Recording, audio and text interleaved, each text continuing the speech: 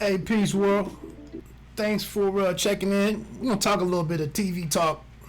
I kind of been busy a little lately, so I haven't gotten into a whole lot. But if you saw the thumbnail and you got here, we're gonna talk a little bit about Snowfall on FX.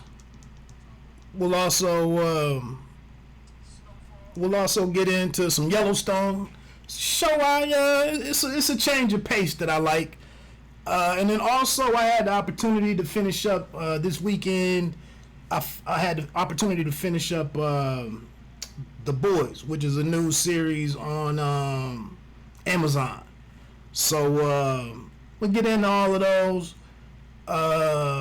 Speaking of superheroes, I don't really want to get into it a whole lot, but if you've been checking out the news this morning, I am here in Dayton, Ohio, where we've been on the news, the national news, for the second mass shooting within 24 hours. I'm not really gonna use this to really go into that too deeply, but that area that you may have seen on the news is about 15 minutes away from me. And I almost went down there took my wife down there to hang out this weekend, but it didn't happen. But looking at some of the video footage that they finally showed during the last press conference here locally, the police officers did some pretty heroic stuff in responding to this heavily armed shooter. And their actions probably limited the loss of life significantly. So like I said, I'm not going to go into that too much and use my platform for some clicks and whatnot, but it is just what I've been watching all morning long as the information on that has kind of started to unfold. So without further ado, man, let me get into what's going on Snowfall. Here it is in season 3. And it's one of the better shows on TV, honestly. I didn't know where it was going this year with the loss of, the passing away of the show's creator, I believe, and executive producer, and John Singleton. That kind of happened, out of nowhere. I didn't dig into the details of it too much, but, it just seemed to happen overnight, and it seems like it's also something that's kind of plaguing, the community in terms of a lot of celebrities and people that that we would think have a decent amount of money, to avoid dying in their 50s. Like, it's folks aren't going to the doctor. And I know I'm a little guilty of it myself, but it just seems like, a lot of younger African American people in the world of entertainment just continue to pass away senselessly. So I didn't know where the show was going this year, but here we are. Like I said, I think this is what episode 4, I think. Yeah, let me bring that up real quick. Yeah, episode 4, the game that moves as you play. One thing that I do like about what's going on right now on Snowfall, what this episode did bring us, was the fact that we get to see a little bit of the organization. If you remember in the last episode where Franklin took a trip down to the Caribbean, to I want to say it was Panama, to deposit some money in a bank, since he's running out of locations in the States to put his cash. So he took the trip down there with Avi, and I think he said he had $2 million with him, I think is what he revealed at the end of the episode. And for me, being a detail-oriented guy when it comes to my television and movies, being a stickler for detail, I really needed to see who was generating that type of cash. And we saw here when the LAPD responded to the growth of Franklin's organization, we actually got to see, the various members of the street organization doing all of the hustling and the drug dealing. We actually see these guys. So I do feel like that really checked the box in terms of authenticity and attention to detail. Because, like I said, all of this was supposed to be going on, and we really, the show tends to focus quite a bit on what's going on with Franklin and his immediate family, and doesn't go much beyond what's going on with Leon. So for me, just a quick side note here, when I hear some of the discussions about what's the better show between The Wire and Breaking Bad, I think that's what separates The Wire for me personally, is the fact that so much time was invested in digging into the lives and the background, the backstories of everybody in The Wire, from the muscle, the goons in the organization. They spent time with the Fiends, with Bubbles and his various associates. And then also, we learned a great deal about all of the police officers. We learned about the lookouts. We learned about Omar and his crew. It was so much detail and character development that, in comparison, in Breaking Bad, we only really learned about Jesse and Walter White. So that's just a quick side note. You can argue with me on that if you want to, but that's one thing that I really respect. That's why The Wire remains to be the best show, in my opinion, that I've seen. But getting back into this, like I said, I dug the fact that we finally get to see who's moving all of the weight out in the streets. Now, in the last couple of episodes, we have learned of the Cat Man Boy, who is one of the kind of a rival organization, but he opted to do the smart thing and to cop his product from Franklin and his organization. So that was kind of the introduction to these other parties or these other organizations that are at play out here.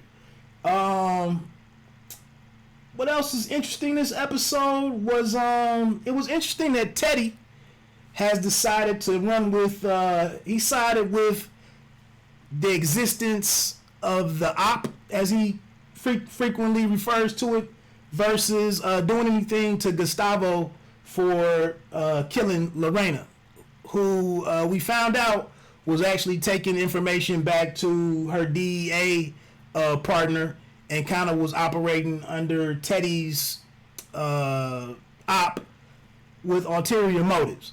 So Gustavo took care of all of that by shooting her in the head at the end of the last episode. And in this episode, Teddy spends very little time,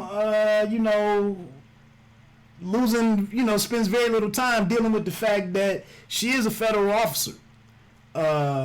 She is she is a matter of law enforcement and so on and so forth. And she's gone, and Teddy just helped get rid of the body. And so I thought that was, it kind of caught me off guard a little bit. Taking her out into the woods, disposing of the body, putting together this concoction that would dissolve a human body, I think he said in like less than 30 hours. So Teddy is kind of cold-blooded. Just to make sure that he has the travel routes to get his product into the country, undetected and whatnot, and to be able to maintain the cash that's necessary for his operation. So I thought that was kind of telling on where Teddy is with what his loyalty is to his mission. That's kind of become like kind of haven't really dug into actually what his dope dealing and drug selling is really doing in detail. So that's another area that maybe at some point this season we'll learn more about what exactly is Teddy doing with the money that he's getting from selling drugs. Andre, I guess the main thing here, two things, is what's going on between the relationship of Franklin and Melody. And then Melody's father, Andre, has really followed up on his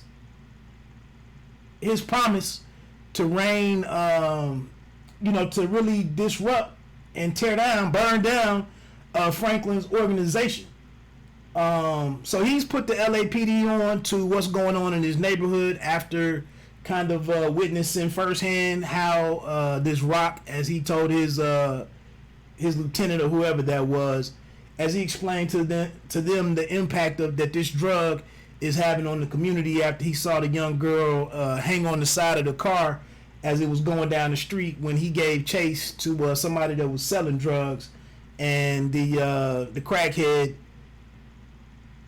It was more important to get that drug than to let go of the car. And when Andre ran up on her in the middle of the street after she fell off of the car, he kind of made up his mind that he was going to be, he was going to fight back.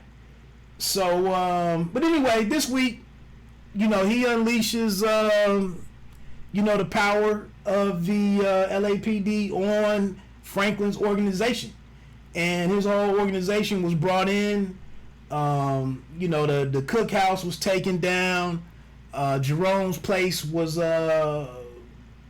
crashed and stormed, and Jerome was beaten. All the muscle was rounded up. Everybody. And then the one thing that Andre kind of has to deal with, which he spends very little time dealing with it, is the fact that you heard several references by the different police officers, the non-black police officers, that the people living in the community are animals. And when they got inside the house to deal with Jerome, they beat him up pretty good. And it seemed like he had some concern on his face, like, the law is now being broken by his fellow officers. But then I guess when he gets to speaking on it, and talking to his daughter, who he's training how to use firearms and protect herself, he basically sums it up with the statement or the sentiment that, bad things happen to bad people. So, and now we get to the end of this thing right here. Well, two things with Franklin and Melody. He finds out that, she's still on the countdown to leave, to go to Atlanta, I believe is where she's going to college. And he finds out that she's actually using his product, or the product that he deals in. Although he sells it hard, she has some powder. And while they're at the skating rink, her girlfriend pulls out a bag of some cocaine, and Melody gets involved with it. And I think maybe that planted the seed for Franklin to. It kind of took her down a peg in Franklin's eye, his view of her, because she's a user. You know, she's a substance, not abuser, but she gets involved. She dabbles in drug use. So maybe that led into what we saw at the end of the episode, where he completely has an about face on his interests and his concern for Melody when he tells her to to go on back down to her house with her father, and basically just in an instant turns cold-hearted towards her, and he makes it known what his choice is between his organization, his money, his family, and who the ops are. And the ops are obviously her father, Andre, the LAPD, and this is kind of the constant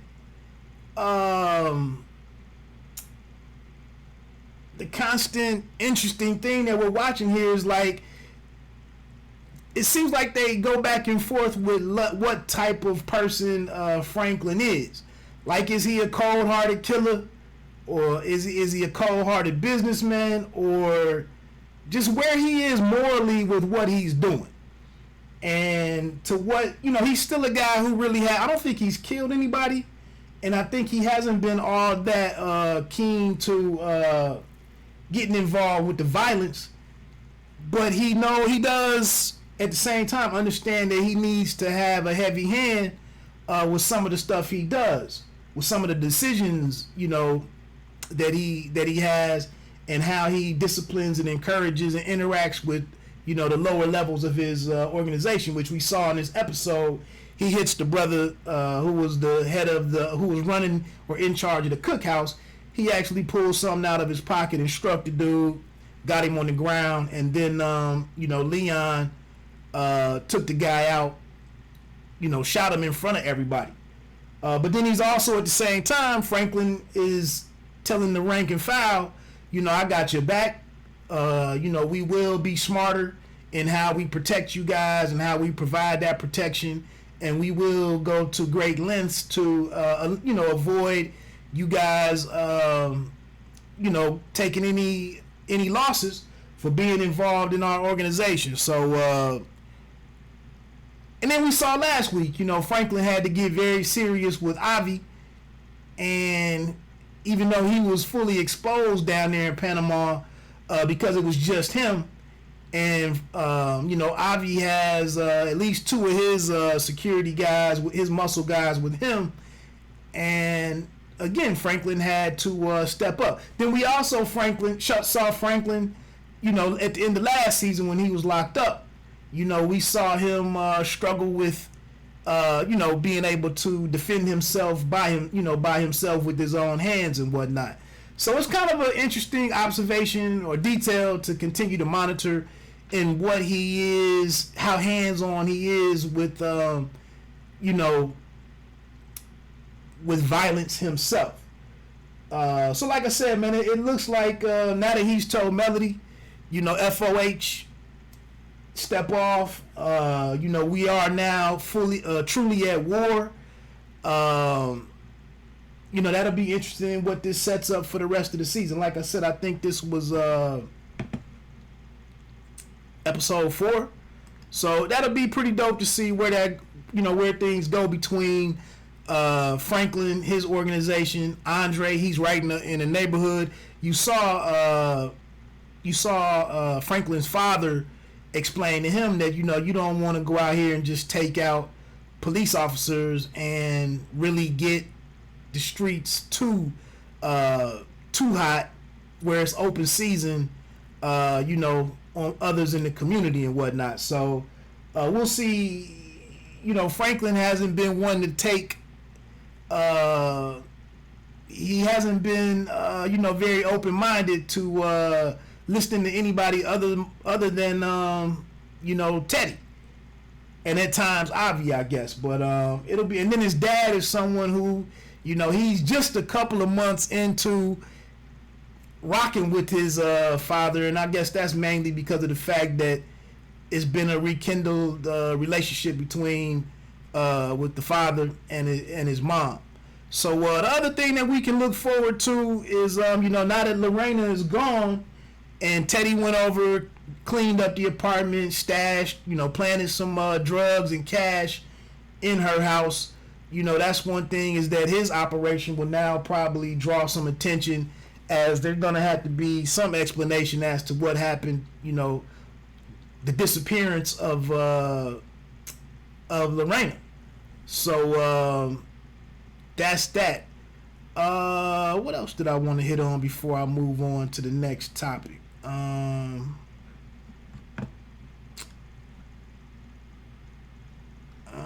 Nothing on that. I guess that was pretty much it for Snowfall.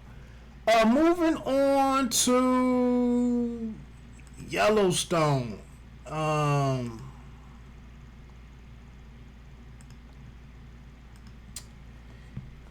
Yellowstone. Another pretty solid episode of pretty much. I mean, Yellowstone obviously benefits from the fact that it has Kevin Costner, a guy who's done well the last 20-something plus years in Hollywood. I mean, he's the big time actor here. There's also let me close something out here so I can see where I'm going. Cole Hauser is on there. Kelly Riley, who was in season 2 of True Detective on HBO.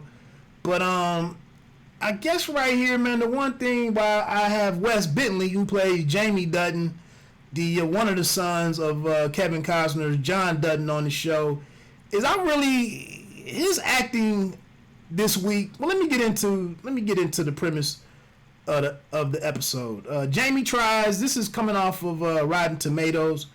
The name of the episode was Blood the Boy. Like I said, this is Yellowstone season 2, episode 6. Jamie tries desperately to walk back a previous mistake. Casey tracks down evidence. Monica and Martin attend a traditional Indian horse relay. This came on, I believe Yellowstone airs on Thursday nights. And so, why I have Wes Bentley up here is because I thought his acting was terrible this week. I thought, even when he meets the reporter, for those that may not be up on the show, he was against his dad previously. Now he flipped and went back home and dropped out of the, just getting back in the good graces of his dad. And so, but while he was the ops of the Dutton family and the Yellowstone Ranch, he went and did an interview with the writer, with the journalist, and spilled the goods, on the family secrets surrounding this Yellowstone Ranch. And that reporter was threatening that she was gonna release the story. And now that Jamie is back home, living at home with his father, he needs to clean this situation up and avoid, the family getting hurt. And so he goes and arranges a meeting out in private, or out in the woods with the reporter, and he tries to clean the situation up and reason, with the reporter. But, she's going to do her expose and get her credit and tear down, John Dutton, and subsequently, the Dutton family and Yellowstone Ranch. And one of her comments was, no one man deserves to own that much property, that much land. And, she's clearly the ops. So, they meet out in the woods. You already know what's going on.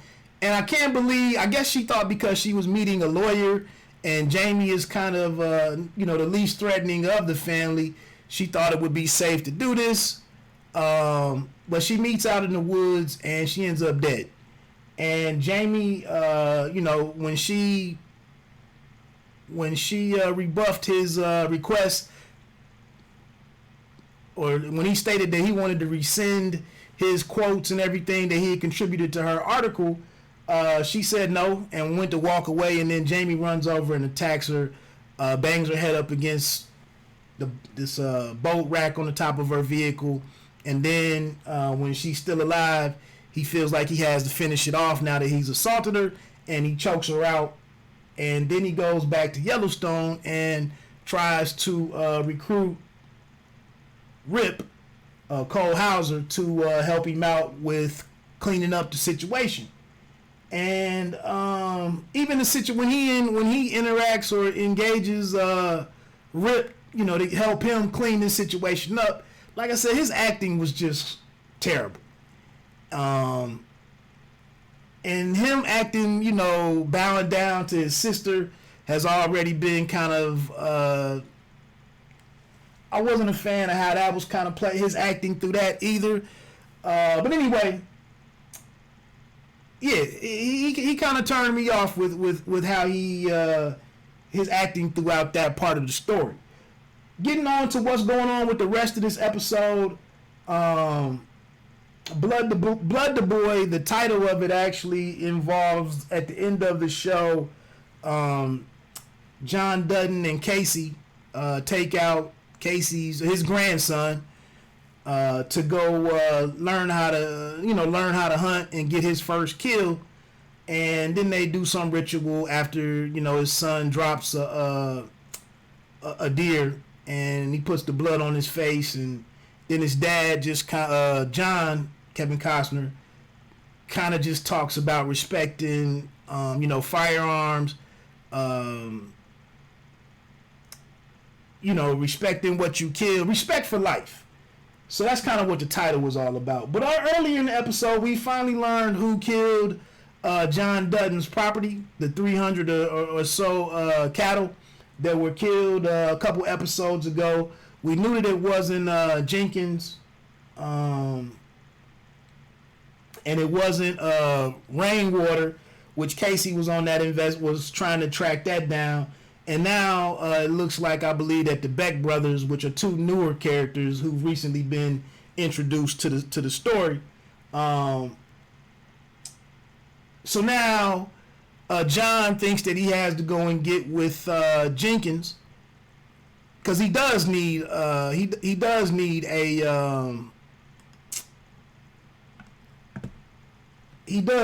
some help in dealing with these brothers.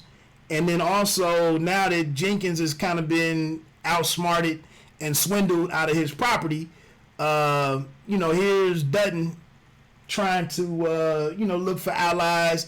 And he said he would consider allies when it benefited him most. That's what he told the Beck brothers. So while this is all going on, this storyline with Jimmy needing some money to pay back some goons from his past, he gets a crash course in how to be a rodeo cowboy. This part of it is kind of unbelievable, as by the end of the episode, he goes and participates and enters into and participates in a rodeo, riding wild horses and whatnot, and actually wins some money so that he can start to pay back this debt that he has, that these two guys a couple episodes ago, they informed if they didn't pay him back that they were going to hurt his father or his granddad or something. So Jimmy finally finds out a way to have a win, and with him kind of being the biggest loser on the show and kind of being the run of the litter in the bunkhouse and whatnot, the butt of all of the jokes. So that's going on. And then we also, Walker, who was not in the last episode, Walker returns, and Rip involves him in the cleanup situation from Jamie's mess. And you would have thought Walker was slicker than this, being that Rip already tried to take his life. You would have thought that he wouldn't have went along with anything that Rip had going on, because the chances that it's not in his best interest. But he foolishly, maybe he goes and accepts Rip's maybe he helps Rip out because he thinks that it's a way to bury the hatchet between these two. So he goes and helps Jamie and Rip get rid of this body, and Rip lets him know that at the end of it that he figures it. Or Walker actually figures it out that the car that he drove and everything that they went out in the woods and did, and now it makes him an accessory to murder. And Rip gets him back to the bunkhouse, and he lets him know, well, look, if you don't want to rock with us, and if you don't want to stay quiet on all of this, and you don't want to play along, well, then we'll take you on this train ride. If you've been watching the show the last season and a half, you know that the train ride is actually not a real train ride off of the ranch. It's actually where they drive you out into the woods and murder you. So Rip is getting ready to take Walker out into his train ride and get rid of him, and then Casey steps in, and Casey takes him. He's going to do the train ride, but you kind of get the sense that Casey is trying to do the right thing, and he screwed up a whole lot over the first season and a half, but you actually get the idea that he's going to let Walker go, and that's how that plays out. He doesn't kill Walker. He just tells Walker, I need you to keep everything that you saw while you were on the ranch. I need you to keep that to yourself. He tells him again that I'm going to continue to fix what's going wrong on the ranch, and if you want to come back in the future, you'll be more than welcome. And you just wonder if at some point this is going to further expose the Yellowstone to somebody else who really knows what's going on out here. So besides that, the last thing that I'm going to speak to on Yellowstone is the fact that Casey's wife, I think this has been kind of handled a little, this part of the show really hasn't been all that believable because she's now left the family, and then last episode, I believe, her and Casey, they spend the night together, and it looks like they're going to give their relationship a second chance. But now this episode, she makes the decision to go out and get involved with this other cat that works at the school. And then furthermore, she's telling him about stuff from her relationship with her husband. And she, the other dirty thing here, in my opinion, about Monica, Casey's wife, is the fact that while now she's broken off her relationship with Casey and the Dutton family, she's went ahead and taken advantage of the benefit of being a Dutton, and she takes the job at the university where she's teaching. She's moved off of the reservation, staying in some housing that is tied to the university or the school that she teaches at, and she's doing all this bigger stuff, but now she doesn't want to be a part of the family. And then, like I said, in this particular episode right here, she's getting ready to, have sex with this new cat, but in the middle of that, she says that she's not sure that she really wants to go that route yet, and that she needs to get closure with her marriage, that situation before moving on. So that kind of wraps up everything with Yellowstone and what's going on there. I mean, Yellowstone continues to be a show that I'm pretty interested in. But in a way, it kind of needs to get going, I guess. Oh, the other thing with Yellowstone, the one thing that I don't think they really addressed was the fact earlier in the season, the one cat that was on The Chi last year, Stephen Williams, I believe is the actor's name. I thought it was amazing that this brother was 70-some years old and was going to be on this show as a cowboy, as one of the ranch hands. And even though he's in damn good shape for 70 years old, I just didn't understand how this older man was going to be riding horses and doing some of the day-to-day work that the ranch hand cats are doing. Well, it seems like he's just been removed from the show. He's not in the bunkhouse whatsoever. We haven't seen him in about 2 or 3 weeks, and it looks like he's left the show.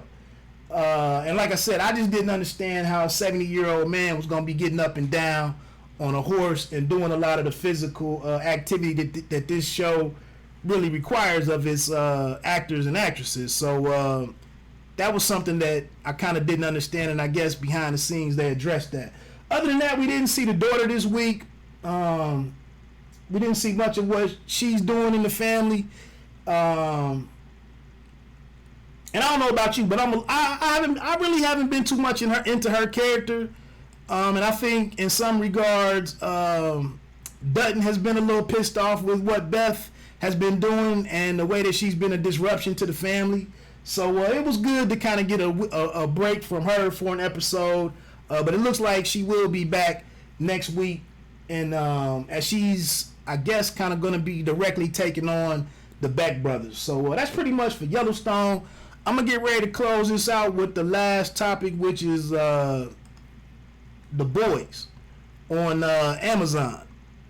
Let me get this out of here real quick. So yeah, I don't know if you've checked this out or not. The Boys, I think it's been on Amazon. If you have Amazon Prime, I think it's been on Amazon for about a week now, maybe a week and a half. It's an 8-episode program or series featuring Carl Urban. The other guy on here is Jack Quaid, who plays Huey. Quaid is actually the son of Dennis Quaid and Meg Ryan, if that name sounds familiar. But I'm gonna be honest and keep it funky with you. I have no familiarity whatsoever with the comic book. I guess there's a comic that this this series is an adaptation of that comic book. I'm not familiar with that, and I'll keep it real with you. Even on the whole superhero genre, I did read comics as a kid and into my teens and whatnot, but I'm not the biggest stickler for attention to detail with tying comic books to the movies and the TV shows that are now being based off of all of that original material from back in the day. In my opinion, you can watch a lot of this stuff and you don't really need to know the source material to enjoy the content that's coming out now. But I wasn't aware of this comic book, of the comic book that this is based off of. But the one thing that I did dig was the premise of, because for me, I'm kind of good with the whole superhero genre. I don't necessarily hate the movies, and I do think that the Infinity War, the two-part Infinity War movies, I thought those were excellent. I mean, I'm not gonna front. I thought those were done very well, and I think cinematically, in terms of the history of Hollywood, probably, obviously the first one is now the best-selling movie of all time, I believe, as of like a month ago. So obviously it was a behemoth in terms of its financial success, but just the storyline, all the actors and actresses, the characters, everything that it was just phenomenal.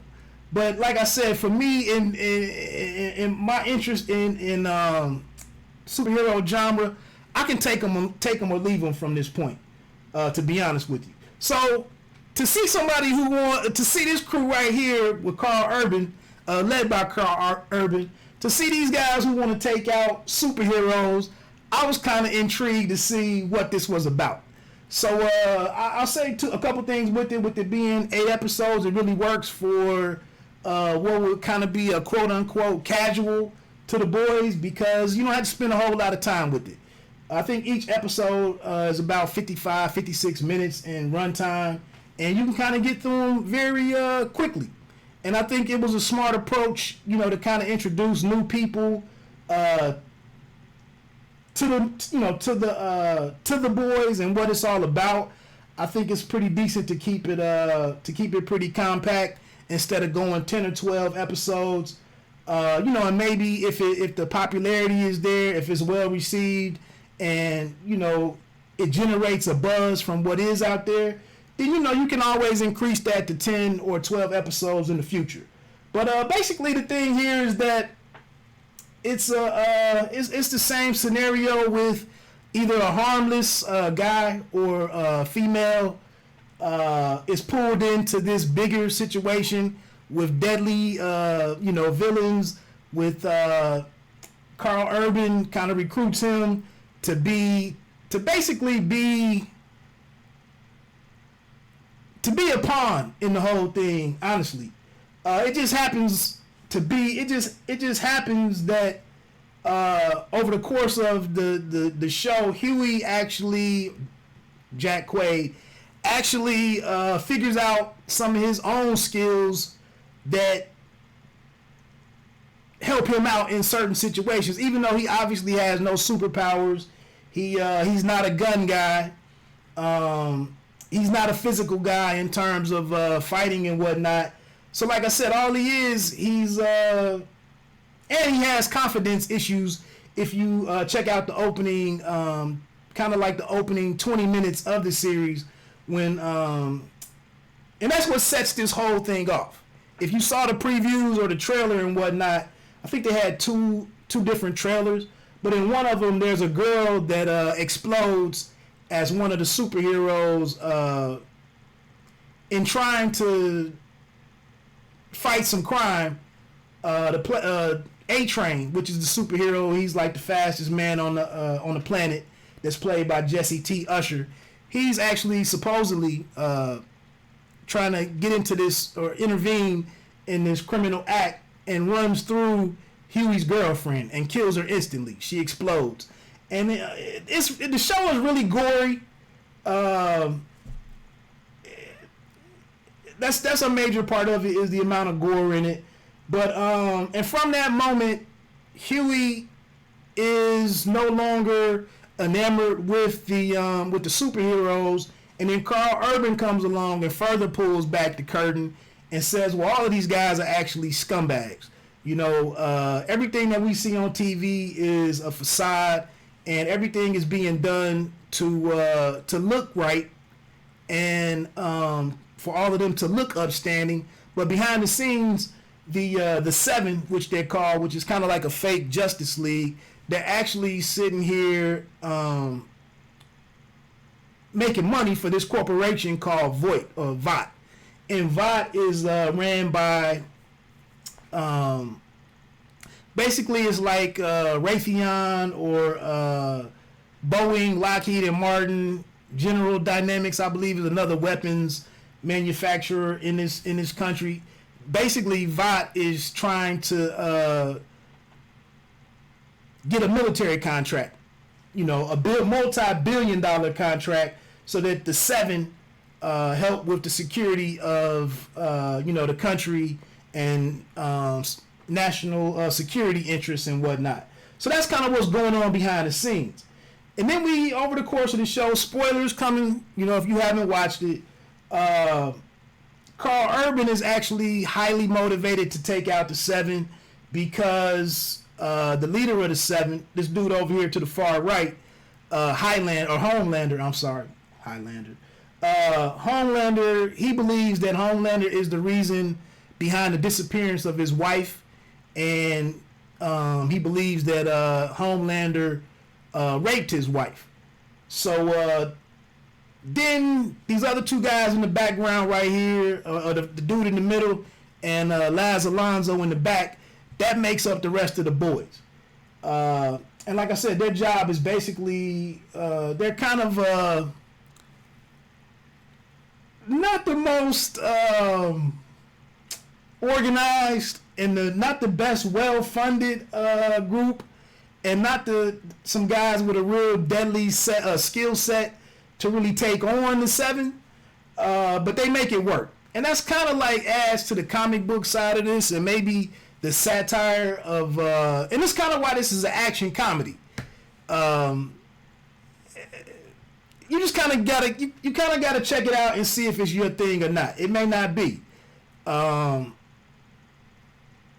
like I said, digging into the Seven real quick, on their side, this little young female to the left, Starlight, she's coming into the situation as there's an opening in the Seven. I think one of the original Seven retires, creating an opening, and so they have a nationwide search for who would like to replace the retiring Seven member, and she selected. The rest of these guys, like I said, A-Train is one of them. The Deep is like a fake Aquaman, the female in the middle, Queen Maeve or something is her name. I guess she's Wonder Woman, obviously. And then the dude in the back in the all black is was it Lord Noir or I don't even know if they have his name on here, to be honest with you.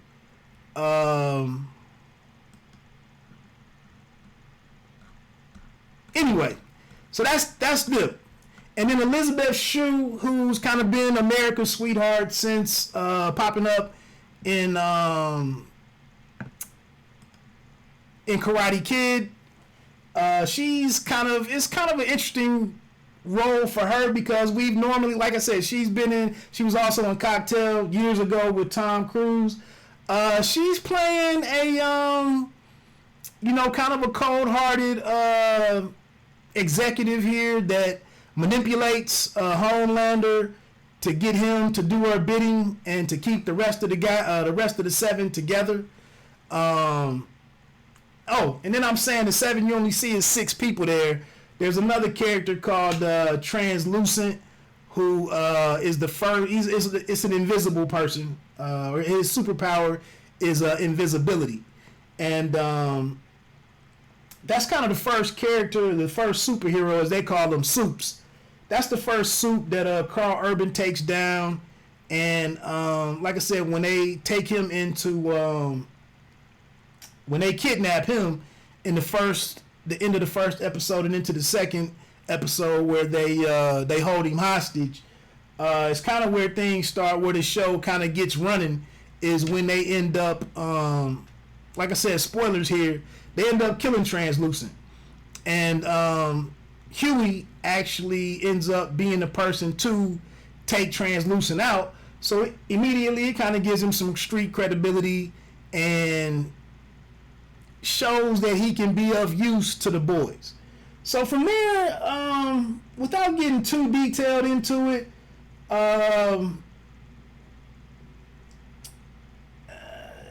basically that's the whole premise really. These guys are taking out the superheroes, and then the one thing, the kind of the intersection here between the two groups, the boys and the seven, is the fact that Huey meets Starlight, and Starlight from the beginning, once she joins the seven, she does not she actually sees the corruption and the fact that they're dirtbags too, and she's coming from I want to say Wisconsin, maybe. She's coming from Midwest America with all of these great, American traditional values and whatnot, and bright-eyed and bushy-tailed, looking to do what's right. She's been deeply wrapped up into religion, in the Midwest underneath her mother, and she just wants to do good. And so immediately once she reports to the seven, she's sexually assaulted by the dude in the green, fish suit. And so she, immediately starts questioning whether she wants to be a part of this organization, and so she can be flipped. And then her and Huey meet, and then both of them are kind of on the same vibe with like this just young and dumb. And they get to talking, and a romance kicks off between those two. And so, Huey basically, he plays his part in the boys, but in behind the scenes, as his relationship develops with Starlight, he's kind of uncertain of how far he's willing to go with, exterminating the Supes. And then on the backside of that, while Starlight is asking questions about what's going on with the seven, especially as she learns that Homelander is a creep, and Maeve is kind of she's kind of self-centered and doesn't really care what she's going on, or what she doesn't really care about anything much anymore. And then A-Train, she starts picking up on the fact that A-Train is kind of running an operation behind the scenes for Homelander, who actually is very hands-on with this. What you find out is there's this serum that called Compound V that is actually the cause of these different regular people developing these superpowers. But it's starting at birth. And so there's another spoiler. And but anyway, at the same time, Starlight is questioning, whether or not the Seven are good. Huey's also starting to see that a lot of what Carl Urban's character, Billy Butcher, that he's full of BS himself, and he's not sure what's going on with him. So from that, I'm not really gonna go into too much more of the details. Like I said, if you like the show and want to talk about it, we can do so down in the comment section if you want to leave a comment. But the show is pretty solid. Like I said, I think it's a good spin on the superhero genre and kind of coming at it from an angle. There's some characters like Batman, I guess, who kind of straddle the line of being, a superhero or a vigilante, and doing some things that are questionable from time to time. But this goes beyond that. The one thing, the final spoiler, which kind of caught me off guard, was the fact that Elizabeth Shue does not make it through the end of the first season, and I didn't think as the scene comes up in the final episode to where Billy has they never get to the situation to where they've eliminated several of the Seven. Some different things start happening to a couple of different soups that aren't in the Seven, but they never really start taking out many members of the actual Seven. But as Billy Butcher does go all out and finally gets one-on-one with Homelander, of course he uses Elizabeth Shue to make that happen. And I was kind of shocked that she didn't survive that whole situation right there. So it'll be interesting who comes back in season 2. I believe from what's on IMDb and Rotten Tomatoes, it looks like Amazon is already in on the season 2. So that will probably happen. And everything that transpired over the first season, like I said, it'll kind of be interesting who makes it back and where they pick up. So that's pretty much it for The Boys. So look, like I said, man, I'm gonna get on off of here. Kept it under an hour, three different shows. It's kind of what I've been rocking with right now on the television front. And I would imagine each one of these shows is probably doing pretty well right now in terms of popularity. I know we have Stars in about 2 or 3 weeks. We'll have Power returning. I've said it before. I'm not really rocking with Power too much anymore.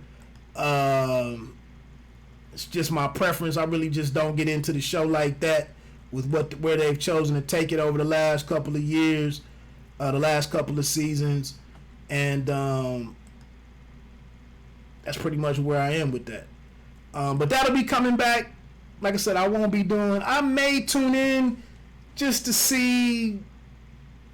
get a feel for what they're doing with it. But in terms of it being a must-watch series for me, or for something that's really breaking any ground,